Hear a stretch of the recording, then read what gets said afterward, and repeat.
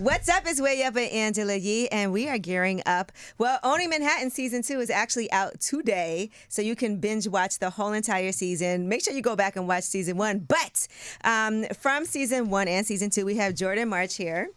And we got my girl, Sara Golan from Sirhan. You guys are both from Sirhan. Hi. Hi. And I saw this new season looks like it's going to be explosive. I'm going to say this, Jordan. I didn't see you enough on Season 1, I feel like. Do you feel like that? It's, the best things in life you got to wait for. But this season for sure, I show up and I show out. Okay. Yeah, I saw that in the trailer.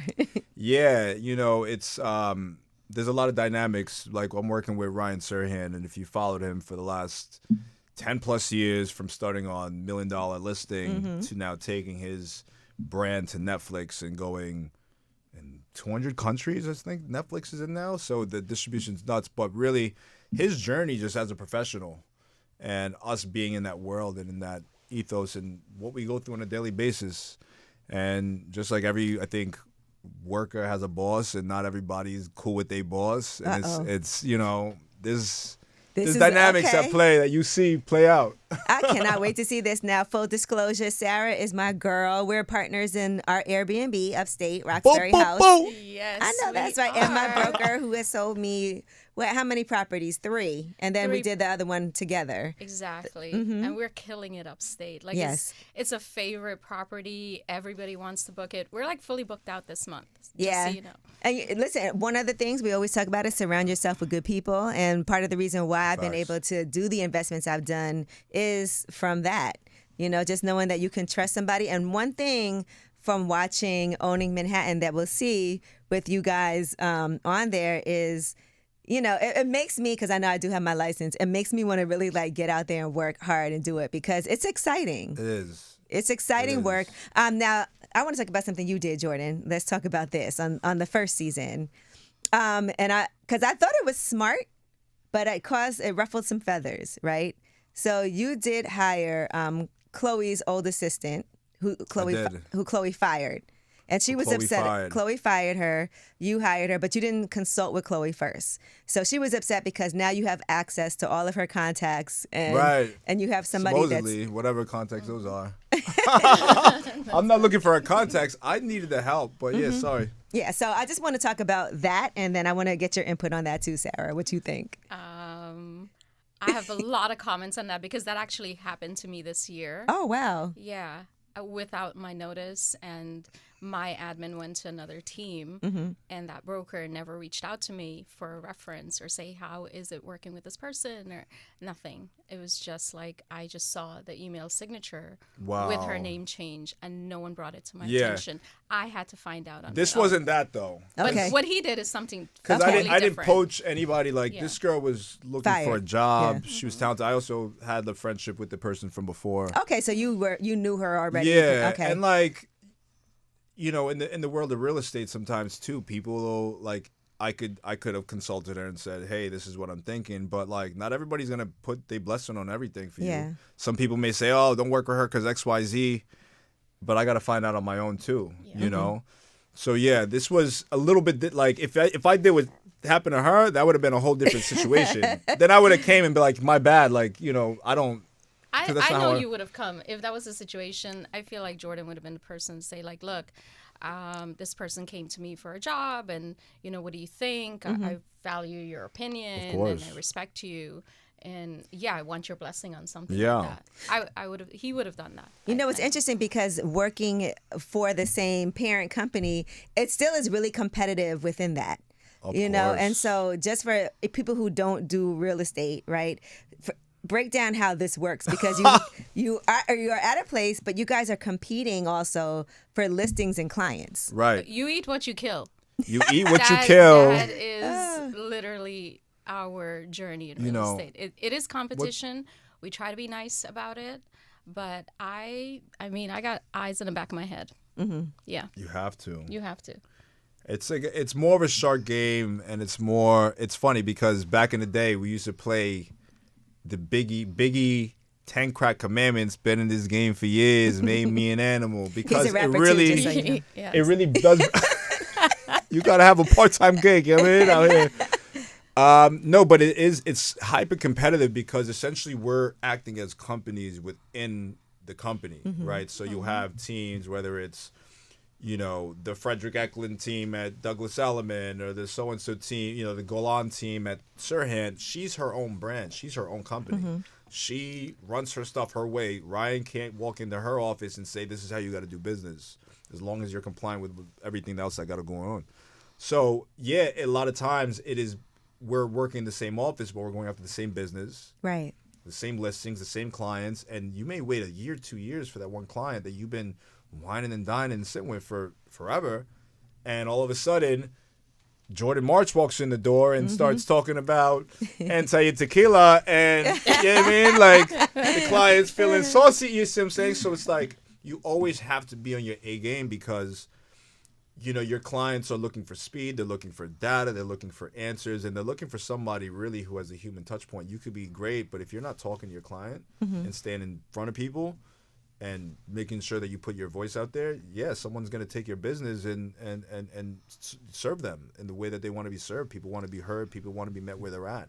Right. People are going through stuff often. I got to stay in touch with people every month to make sure I don't lose what's going on in their life. People pass away, people are born, people get new puppies and dogs, and you just want to not just be there for the transactional thing is what I tell people. Right. You want to make sure that you're able to have that personal touch. Yeah. Because for a lot of people, this is the biggest purchase they'll ever make in their lifetime. And so you want it to be a good experience. You want them to be happy. And if they're selling something, you want them to feel like they got what they wanted to. Because sometimes people do have an emotional attachment to a property and they overvalue what it's worth because of what it's worth to them. All day. I think one of the things that we miss a lot is that real estate brokers and agents are human beings also. And we have our emotions and we have our egos. And when we're battling for a deal for a client, we have to take all of that away from ourselves and put the client's interests first and foremost, and it's a tough line because if you have an emotional client and they're very, like, are we going to get this house, or, are we going to sell for the right price? It's been on the market for a long time. Then you have to kind of reassure them. A lot of the shock you have to absorb and then filter it in a way to your client where it's like, okay, I'm in good hands. I could trust this person. She's got my back. Speaking of trust, on season 1, there was an incident with somebody who's no longer on the show, Jonathan. I guess he's no longer part of Sirhan. He ended up getting fired at the end of this season. Yeah. And he was talking about some of the other employees, some of the other brokers, some of the other agents on a podcast. Yep. From inside of Sirhan. And people got wind of it. And so that does break down the trust. It didn't feel like he ever understood why this was wrong. Like he had he had a lot of excuses. But part of his thing was he's younger. He's got a social media following. And it kind of felt a little bit like there's a new way that people are selling real estate. It's not the same traditional way, that it has been. People are asking, well, what is your following? Well, how can you do this content? Content seems like it matters so much right now, to the point where at Sirhan, you guys have a whole entire content team to help in a podcast studio. You have to now. It's no longer a novelty, social media and these things, because, the logic and the strategy is you want to meet people where they're already hanging out. They're already on Instagram. They're on Facebook. They're talking to their family. They're talking about where they're going to have dinner for the night, or they're looking at fashion or whatever it is. Like, I want to have people discover me without them actively looking for me, right? So I think that plus speed, like, we have reach. I can put a video out of a tour, and instead of waiting for the print, because when I got in the industry, we had NewYorkTimes.com, but we were doing a lot of mailing things, and people weren't. I still get mailers. It was a different. We had the New York Times, and we would look at the real estate section. That was how you were. The internet was here, but it was still a lot of the print and postcards and that type of thing. And now we're in a whole different age where people just don't digest information the same way anymore. So I think for whether you're a real estate or any solopreneur, you have to get on your social media hustle, and that's not just understanding what to post, but understanding the metrics. Right? What is the click-through rates? What are the bounce rates? What are the unique users? How do you understand the jargon? Because as a real estate broker, I have to be the most savvy marketer ever. Right. It's not just the construction side and the legal side and the financial side, it's the marketing. It's a How do I whole push the new- price? How do I position this thing so that people think and know when they walk in the door, there's a line down the street, they're already compelled by the media that they saw.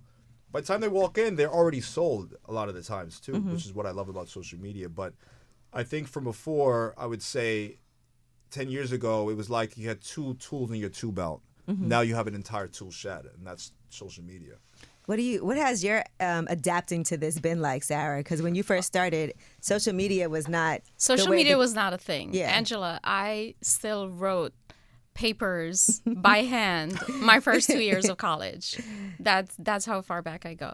And when we started in real estate, it was like a 2-line ad in the Daily News, rent to own, and a phone number, and clients would call. Fast forward, like last year, I did a deal because a mom followed me on Instagram and she reached out and said, look, my kids are buying in Brooklyn and they're in contract right now. It's not going so well. Can you handle it? Can you take over? I drove around all around Carroll Gardens for every construction site, found them the perfect townhouse, negotiated everything. It wasn't listed, direct to owner, and just made sure they got all the finishes they wanted, a custom built house. And this was through Instagram. Didn't Wow. cost me anything. That's amazing. It was $4.75 million. Wow. Think of the commission on that through Instagram. Wow. Yeah. And you've sold some you've had some great sales. I believe in Brooklyn, you may have sold something to one of my friends. Oh, for real? Oh, who? You know, a celebrity. I know yes. Okay.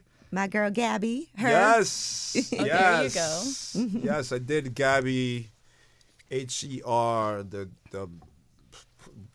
like arguably one of the most unique talents in the Yeah. industry right now. And just an try to all speak around on great that. person. And an all-around amazing person. So much soul, so humble, so just everything.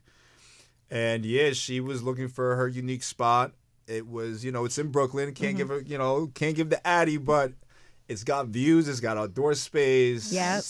She's It's doing all kinds of really- renovations, like to make it amazing into what she wants it to be. So And the beauty is she trusted me in the process. She was like, you know what I want, and you always advocated for you. Because the beauty is when you get your clients to really trust you, that allows you to be empowered to help make decisions for them.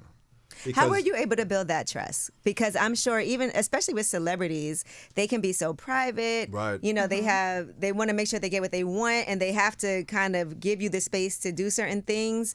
But it's also like, ooh, I don't want to. She's not like trying to be out there, in the mix type of person. It comes through, I think, people really knowing how you sell. Like, I'll kill deals as much as try to make a deal. If I think the deal's not good for my client, I'll jump in before they may even like it and be like, this may be it. And I go, no, this is not it for these reasons. So I think in the long term, people see that consistency. They realize, like, I'm not here for a quick buck. Like, us, especially in our community, we have to be looking out for each other.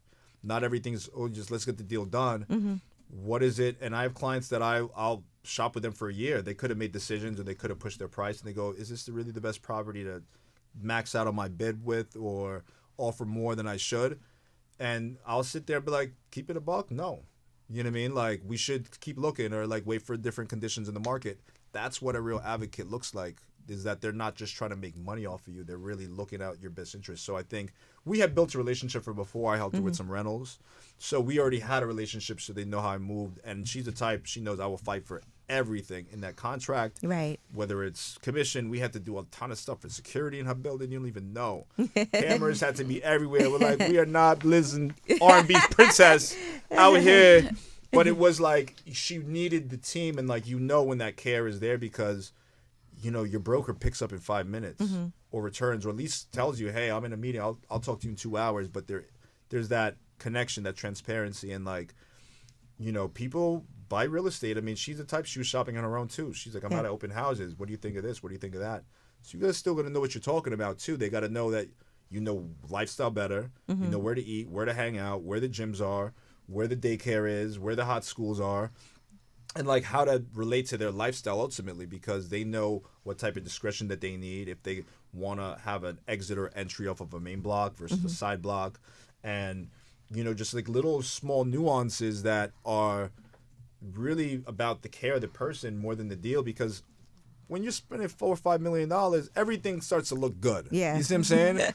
But now it's the nuances of like what really allows your lifestyle to have that seamless, flow where like you come in, you have the concierge, you have your doorman, you know where you're parking, right? These were all things that were also big for her, right? Was like she didn't want to be at a garage down the street. Yeah. And have You to want to walk right in into the the middle of building. night. Yeah, like we needed to make sure like everything was just really smooth. So with all that being said, is like I think ultimately like you just have to prove it to people. And you can't be too thirsty in this game. And in the money game in general. Once you're thirsty and you're pushing too hard, certain opportunities are just not here for you now. That's one thing with Because Sarah. you're just that desperate. we You're coming always across as connected on that. desperate. Sarah was always like, listen, take your time and you'll feel it when you walk into something and, you'll... I shop with clients like I'm moving in with them and we're spending our money together. Like we're getting married. Yeah, we're getting married and we're moving into this house together. So it has to be now there's perfect. a dating game right there. Yeah. Okay, that's a dating show. Choose a house or just choose... came up with it. Yeah. Choose a house and we're moving in. And I'm going to marry you. Exactly. Let's find the perfect house. Married a realtor. Married. What is it? Date the rate, marry. Date the realtor. Yeah. Now you date the realtor, marry the realtor.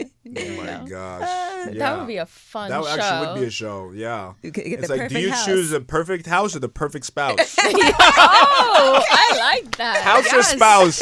House or spouse. Produced by Angela A lot of Yee. people are going to go with the house. Now, Sarah, it's been a crazy market right now. Yes. And so I hear a lot of myths about what's going on. I remember initially... the wildfires in LA caused a lot of people to want to buy here. They were like, oh, people are moving from, there's a lot of things that circumstances can dictate what the housing market is like. The rates have dropped, not to what they were before, which were historic lows. But they've come down a little, so I think people are feeling a little more comfortable. But there's not a lot of inventory. No. Because people want to hold on to what they have. So what are you seeing in New York? Well, if you don't have to sell and you have equity and you're looking at other markets, and affordability is a big thing. And in New York, especially this year, and we were in an election year, so many things happened. For the news with tariffs, then rates were up, then the fires and people relocating. And then we came into this election cycle where all the investors are on hold. All the buyers were like basically, oh, let's see who's going to be the next mayor.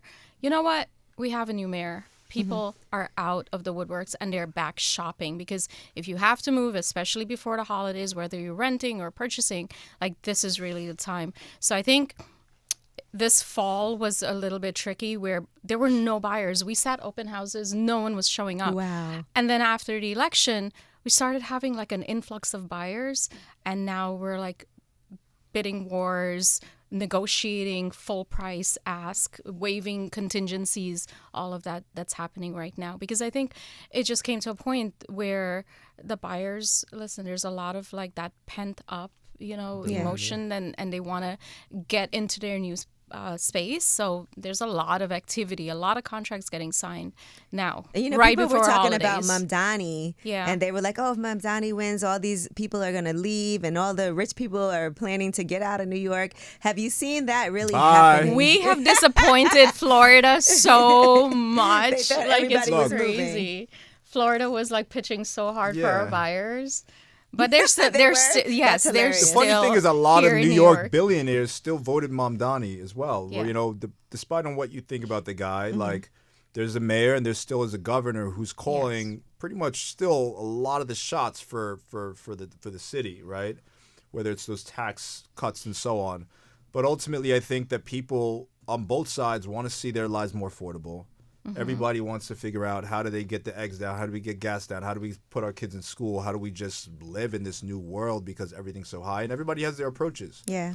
But with that being said, I think if people are empowered, it's going to be good for consumer sentiment overall.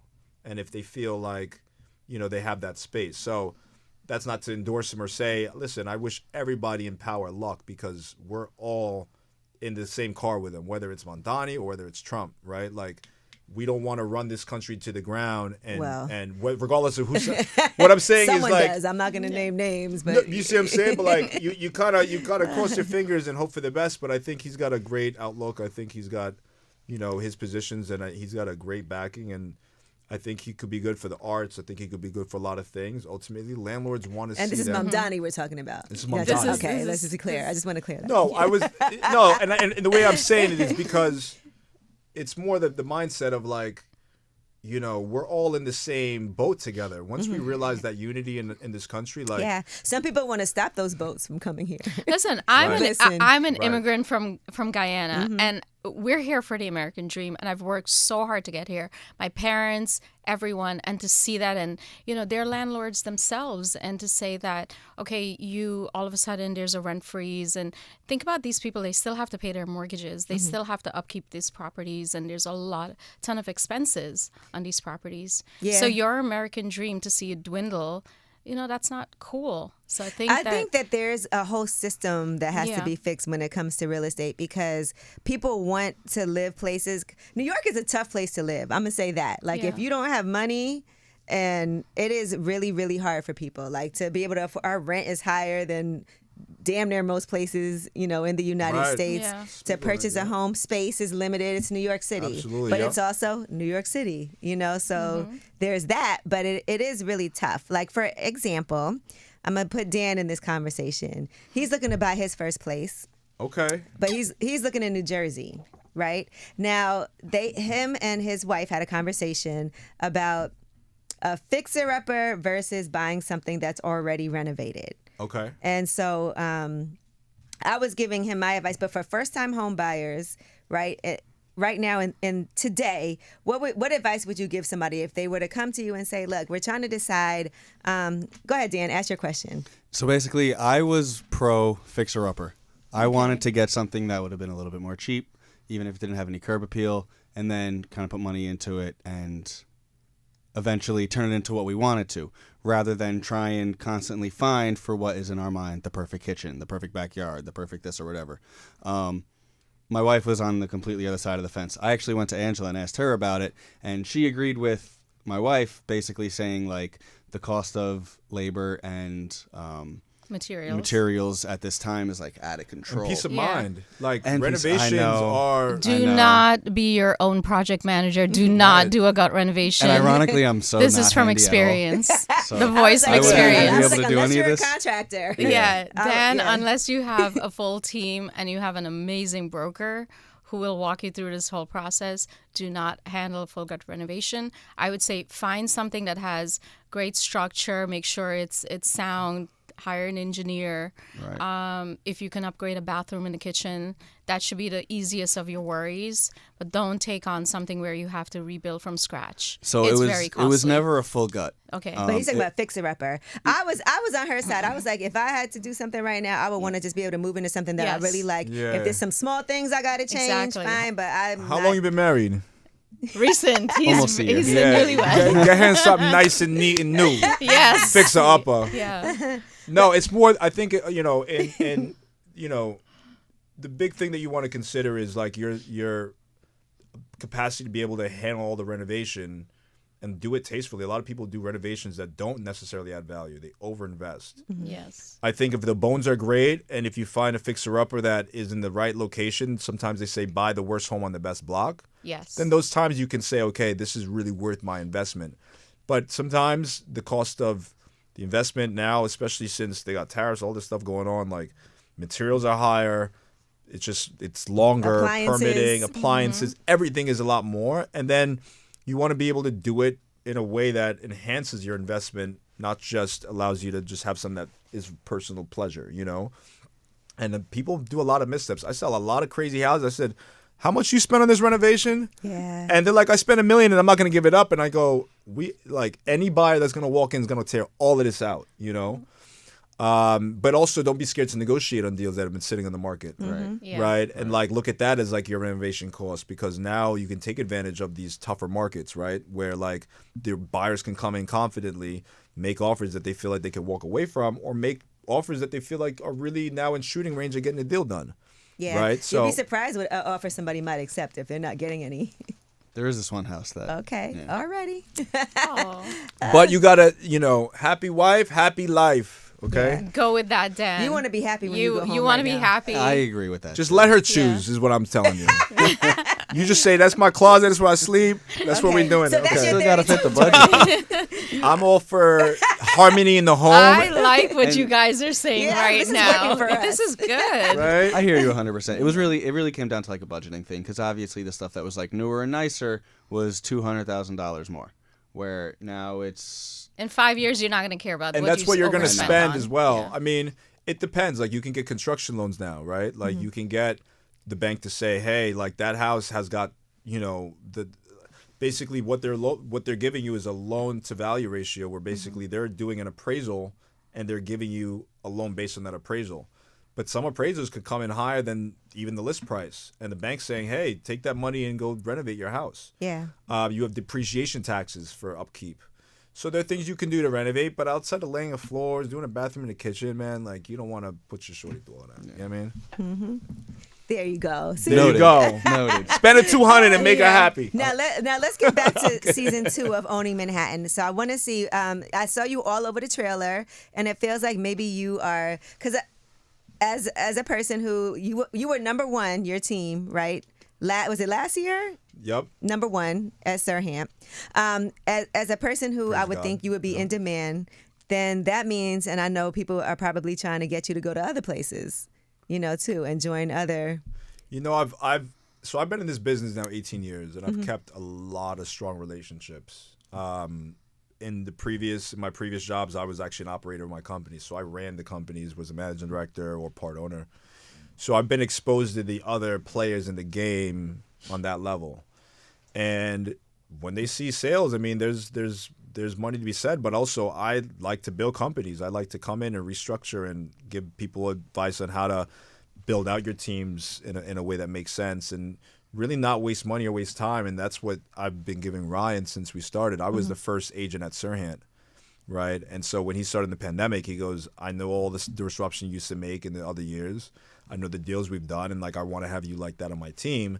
But then when I saw it, and we were just chatting about everything that we can offer each other, he goes, wow, I can learn a lot more than you could probably learn from me at times in the interview, which was kind of funny. And I was like, well, aren't you the one with like 100 mil? 'Cause I'm like, teach me how to get to that, But yeah, it was, every agent, it's funny because agents move companies a lot in this business too, because there are different splits and they give you marketing budgets, and sometimes they give you a lot more. Like a broker that sees my value may say, here's $500,000 or $1 million to spend, right? Like, I want you to spend $500,000 in marketing. I'm going to give you advances for your team. I'll give you a budget for your secretary. I'll give you a budget for your driver. We get perks for being able to bring millions of dollars to our company every year, and like every business looks at it different, right? A more established company that really wants a player like me on their team may even spend a little bit more to attract certain talent because they know certain people are coming with me when I leave Sirhan. This is feeling like a spicy season. It's going to be spicy.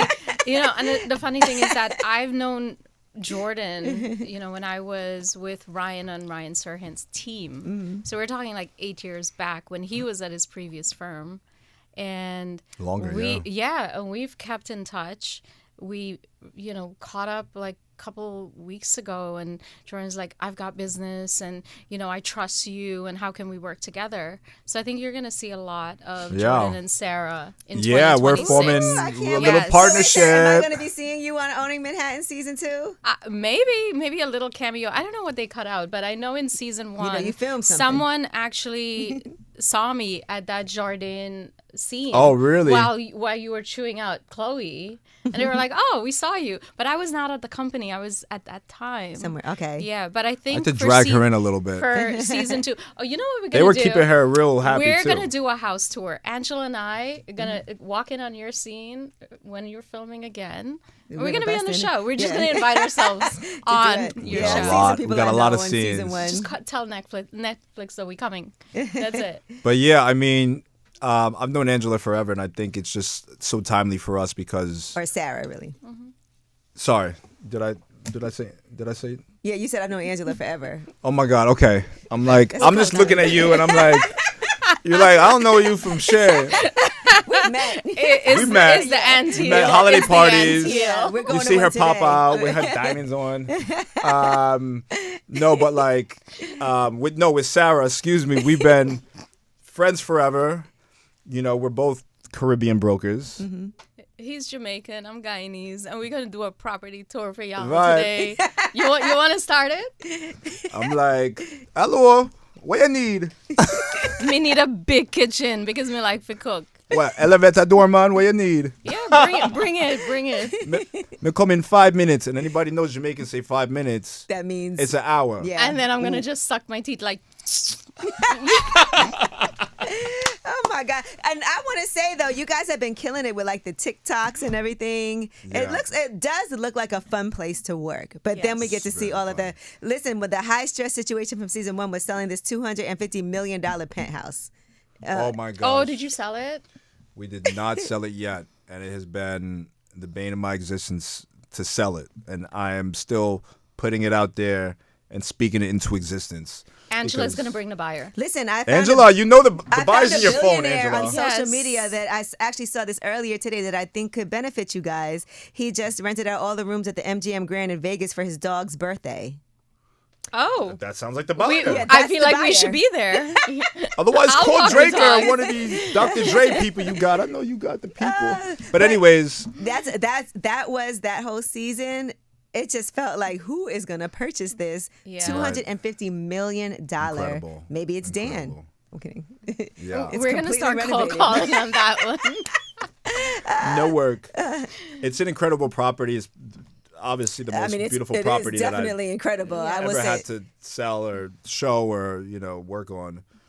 But I think the big logic with that property is that billionaires and centimillionaires are being minted a lot faster than the types of assets that they will have access to in the future. Okay. And these type of properties do also serve as a hedge against economic downturn, Yeah. fluctuation.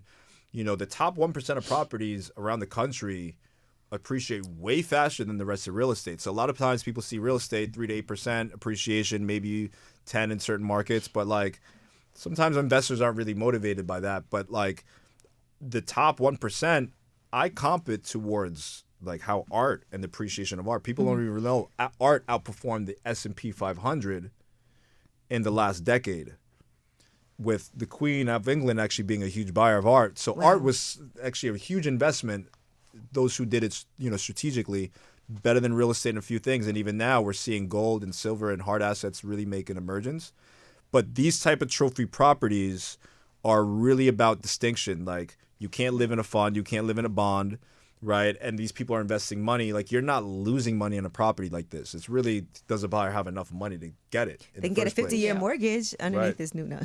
No, but the 50-year mortgage, but there's 40. It's controversial, but there are options. I think the big thing that I tell people is you got to just get in the game because getting generational wealth, you got to start somewhere. And even if it's a $50,000 property, if it's buying a piece of land, sitting on it, flipping it later, entitling the land, or if you're getting a multifamily where now you can get income from 3 other units and put your mom up and everybody can sit and then you get tax benefits, right? Because on an FHA loan, or now they have loans that are 5% down. On a $2 million loan, 5%, 3%, FHA in that range, you're talking about $70,000 to $100,000. Now, if you go to your family, you said everybody's got to put $10,000 in the hat at the end of the year, and we're going to buy this multifamily together to get this property. Like Right. there are options for us. So I think whether it's 40-year or 50-year, not to say spend more on interest, but you don't want to be caught in the renter cycle for the rest of your life. Ooh, I even think a 30-year feels so long too, It's though. long. I'm not going to say, because I think equity is important too, right? And with the 50-year mortgage, when do you finally have some equity in your property Listen, to be able to pull out? My parents bought a property in Bushwick for $150,000, and it goes back to what Jordan was saying. You pool your money, you borrow from your friends and your family, you pay them back, but in 20 years' time, they sold it for 1.5, Amen. Yeah. and yeah. they moved out and bought a beautiful house in Queens, They're like, we and in Queens. retired. But a lot of us are getting bought out of our places. These big developers, they knock on your door, they hand you a check for people to leave, and we're seeing people not get what they've invested in their communities. They're not buying their blocks back. And we have everybody else come into our communities, figuring out how to make it look nice, how to gentrify it. We see what's going on in Bed-Stuy last 15 years. And not just speaking of that, all parts of Brooklyn, but just like so much of these houses. I remember they were giving out those brownstones for $1. Yeah, and that was in Harlem. $1,000. Yeah. Yeah. Now you can't spend under $2 million, $3 million for a brownstone, right? That's a good deal if you get one for. Bed-Stuy is $4.5 million. Right. Well, there you go. Right. For like a custom renovated 4-story brownstone. Yeah. Yeah. Right. These Good are to like know. premium prices. It's the most preserved homes in the country are in this neighborhood. So I say for people, it's like get in. Even if it feels like a stretch, you need ownership. We have to start building generational wealth, and we can't do that without having the assets and having it, your portfolio start building. Man, listen, one last thing I want to talk about is the city of yes. Okay, this is something that's Eric Adams implemented. I saw Adams and Mamdani sat together and are talking about like transitioning and what he's leaving him with, what programs he plans to continue. Even when we just voted right now, there were certain things on the ballot that has to do with fast tracking, like Sure. Yeah. So I just want you to break down what that means for you as agents and brokers in real estate. I mean, the big problem for us is that we have a housing shortage, right? We can say we're going to do rent freezes, but that applies to rent stabilized apartments only. Right. We just need more housing. Yeah. Right. This is a big city, and Eric Adams was great in his initiative. Right. Like I know not everybody loves him, but he did fight for the city in many ways, and in this way it was how do you create a housing pipeline so that there is affordable housing for people all over. Right. Like right now, people can't find properties to rent, to own. Like that's why we have those Airbnb restrictions in New York City. I think Eric Adams did a wonderful job with City of Yes and getting that to pass, because now, I mean, for years we've all known people that are renting out their basements, right? Now it actually becomes legal. Yeah, you're not getting fined by DOB and HPD and all of that. Right. So you're actually huge. That's legit income in your property. If you have a garage, you could turn that into a studio and rent it out. The fact that even developers now, instead of all the required parking spots, that now becomes part of the residential units. So you have more square footage to build on. And I think that was a great thing for the city. We just have to keep building. People, affordability is one thing, but everyone needs a home. And you see all these empty lots now being filled in with affordable housing. I think it's a great thing. Okay, good. Yeah. Well, I love to hear that. Yay. There's a huge pipeline that Mamdani's also walking into for housing. So he's going to be a huge housing mayor as well. Yes. He's going to go down probably in history of one of the largest housing stocks. And it is still largely a part of some of these other policies that have come before him. So, he's still got to see it through. But, it takes a community. We're all involved in how do we build it back? How do we pitch ideas? Mamdani, you're reaching out. Hit me up. Let's talk about programs. And y'all both used to rap. Yeah. Or still do. We can split at 16. Yeah. Is he coming to the party? Is he coming? Owning Manhattan. I own it. But let's No, talk but about shout out to Mamdani. your Yeah. career as an artist, too. Yes. Okay. Yeah. Jordan's very talented. Yeah, I want to hear about this. So talk to me about even getting into real estate, because music and creativity, that was your passion first. That was my passion first, is my passion still, will be my passion forever. Okay. And I like to say, as much as real estate is my life, in my mind and my heart, it's a side gig, because all I am is a creative and a musician. And I can create through real estate, which is great, because the way that we market and position our projects and logos and videos. I mean, you see the media that Ryan puts out, especially now with the show. So I do live creatively through this medium. But yeah, I started off, I went to IAR. I heard probably an ad on Power 105, honestly. On Institute of Audio Research. Yeah, baby. back in the day. And I responded to one of those ads. And funny, it was me and Benny Blanco in the same class. That's hilarious. Learning compression at the time. He went on to produce Britney Spears. I went on to become a rental broker. Both very needed. I'm coming up though. But like I've sang. I started off doing the violin. I jumped on piano. I started making beats. I've been around so many artists that have just done so much. Like when A$AP was getting big, we used to be around him. And I mean, there's so many rappers like that used to be in the scene that now you're seeing are legends now. You're like, My old roommate was Kendrick Lamar's booking agent. What? This Yeah, is crazy. This is all nuts. And then I used to be a nightclub promoter, and then He did it all. there was so much, but it was, music's my passion, still is. I have music dropping this year. Oh, okay. This is a big year. This is a big year. We're working on music. We have fashion. We have fragrances. Just bringing in the cosmopolitan New York life and bringing it to a bigger stage. Like, you have this platform. You better go ahead and make sure you keep it going. Well, if you like, R&B, because, they said now, I've been watching the billboards. I don't know how you feel about it, but like there's less R&B and hip hop than ever. Right. So we have to show off our music, our craft, our community, our culture, and protect it, because before we know it, it's gone. Right? No, you're right about that. Yeah. And AI. AI, right? That's the first thought that came is to the me. first Like, thought. AI. But some people say it helps them. I've seen artists talk about how, who was it? Teddy Swims was saying how it helps him, like when he's writing songs. He doesn't use it to make a whole song, but it can be like, I think there's technology in everything, right? Like now producers are doing because I produce. I don't play the drums. I play the piano that does the drum loop. Right, and I play the piano that does the strings, but I think it's important for the artist at least to have something that is organic in art. I don't love AI, but like even my pop started making AI songs because he's been writing forever, and now he's able to sing it himself.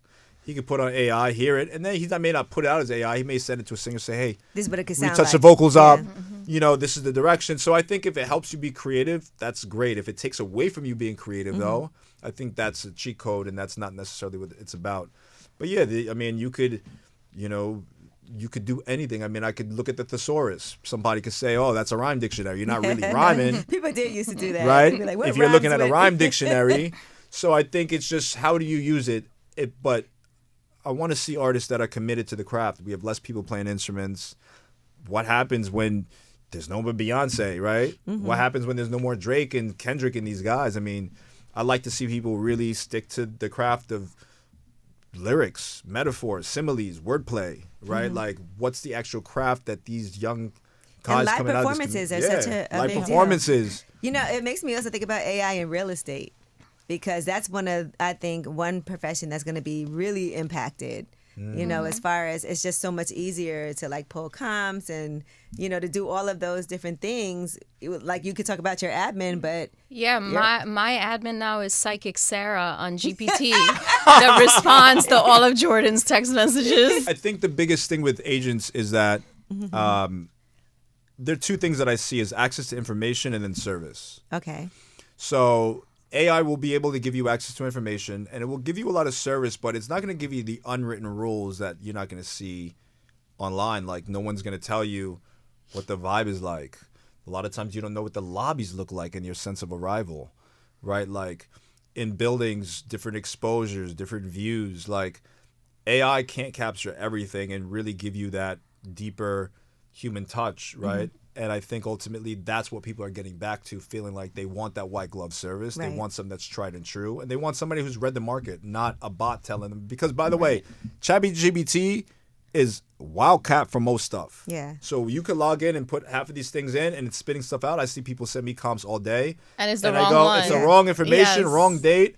So please double check what you're sending out if you're using ChatGPT, even if it comes all buttoned up. Yes. It happened to me earlier where I was just running a quick synopsis. Again, I got to double check information. Yeah, you can't it just said set there was it out. 21 floors in the building. There was 16 floors, and I'm sending that to a and I had to catch it. Wow. Yeah. And I just wanted to Thank read on the goodness building yeah. because you want to see what the capacity is, and I go, the information's not necessarily always correct. So it's important for us to still know its place, but then use our own, our own logic and our own. Oh, I brain. check agents' comps all the time, do? and Okay. I find I'm like, no, that did not sell for that price. And ChatGPT is all over the place, Don't let it especially when set it's you up to running be comps. wrong. Yeah. Right. All right. Well, thank you guys so much for joining me Thank today. I know you. we got ongoing conversations because I love talking about real estate and what's happening here. Absolutely. But I'm excited to watch what's going to be happening with Jordan on season 2. Shots fired. What's beef? Yeah. And, No, but it's it's great. out today, so I'm gonna go home and check it out, and I'm gonna binge watch it, just like I was locked in for season 1. And Sarah, you know how I feel, and make sure y'all check out Roxbury House, our rental, our Thank you, Airbnb. It's our amazing Airbnb, and you can contact Angela and I if you want it, like concierge service. I will handle everything for you. Yes, Amazing. And I promise you, even if you hit her up on New Year's Day, she's still working. New Year's Hustler. Eve, yeah, always hustling. Me and my chat GPT. Don't say that, Sarah. That's No, I'm not just true. kidding. All right. No, when you call, you get Sarah. Yeah. That's Yes, the you beauty never of it. get a bot. You get No Sarah. bots in this circle, right? No, We're but I not allowed appreciate to have you. that up here. They No. We're Yeah? not, at iHeart. There's Love no that. no AI. Shout out It's to iHeart. Yeah. it's the real people. Keep all the talent time. alive. Thank No, you so really. much for having us, Angela. Thank you so much. Really yeah, appreciate really it. appreciate And it. I'm looking forward to the music. Make sure you send us something so we can. Absolutely. Well, I'll come back up here when the single drops. But I Okay. got KC on my new album. I got Trippie Redd. I worked on wow. something with Busta. I got Corey Guns. Sheesh. I got so much in the trigger. I mean, there's gonna be a lot of surprises that are coming for sure. You did a diss record against Ryan. Are we okay? No, I'm kidding. I'm booking him for all don't our know. launches. Should I? You can be singing at all our open house Ether? launches, right? Every Not building like launch. not like Chloe. Not like no. You I'm like it's not Broadway. Broadway. Like No. this Right. is this is like the past 10 p.m. type of music. But you play the piano. If there's a piano at an open house, you might catch yeah, I him on might the do a piano. little Casey and JoJo, Yeah. a little Oh, I something love nice. that. John Legend. yes. They'll be Joking. like sold. Put some I sexy love music it. on. Right. You It's know the- what? Maybe I should do that Yes, for you our next should. house tour. It's a personal touch. Do They'll be like, just what? something unplugged, This something is my nice. broker. And he plays the piano. and Jodeci, sings? Jodeci giving the house tour. Oh, Right. I Do can't the wait for It that. Depends. Tap that, You bad as guys. hell. I'll cheese you. Don't get him Oh, started. that sounded good. All right, it's way up.